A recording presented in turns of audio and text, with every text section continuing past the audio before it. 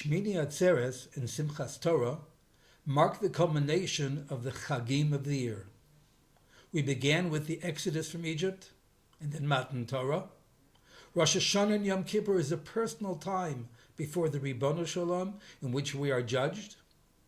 And then we go from the individualism of Rosh Hashanah and Yom Kippur to the communal association of Sukkos. Kol ha'ezrach b'Yisrael yeshvu b'Sukkos.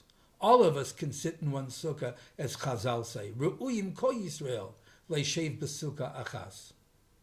If so, what does SheminiAtzeret and Simchas Torah come to teach us as we come to the end of the progression of the Yomim Tovim of the year? In Maseches Sukkah, we learn of the song that Hillel HaZaken said at Simchas Beis HaShoeva. Among the things that he said was, Im ein ani kan, af echad lo kan. If I'm not here, no one is here. One explanation, and the most obvious, is the ani is HaKadosh Baruch Hu. Without God, Hillel said, no one's here. Except Tosfos points out that this could also be interpreted that Hillel was speaking about himself. If I, Hillel, am not here, then no one here. If that's so it's very difficult to understand. That is a song for Simchas Beis HaShoeva. That's a song of rejoicing during the Yom Tov of Sukkos. My Rebbe, Reb Aaron Soloveitchik, Zecher Tzadik Livrocha, in his Sefer Logic of the Heart, Logic of the Mind, tries to express to us what the goal of SheminiAtzeret is. SheminiAtzeret is a time when I have to come and put together the twin messages of Rosh Hashanah and Sukkos, of individuality and commonality, of the community and me as a person by himself. A person who sees himself as an individual only is not part of Klal Yisrael. But a person who only has an identity as part of Klal Yisrael without his own personal identity is a lost being. He has no legs to stand upon. How is a person supposed to find the appropriate balance between the individuality of one's person and belonging to the community? My Rebbe writes, joy is the endeavor to assert one's individuality, and at the same time to confine oneself within the bounds of one personality. Such a joy stimulates one to apply oneself in accordance with one's inner strength, rather than to overreach and overrun oneself by emulating others. A person has to know who he is or who she is, and how he fits within the community that he belongs.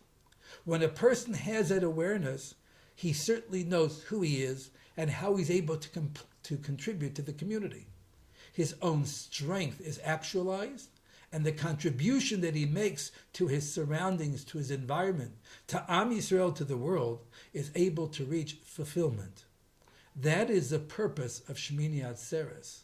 SheminiAtzeret is a time of Vayisa Ach Sameach, to be uniquely happy. What is that unique joy and happiness?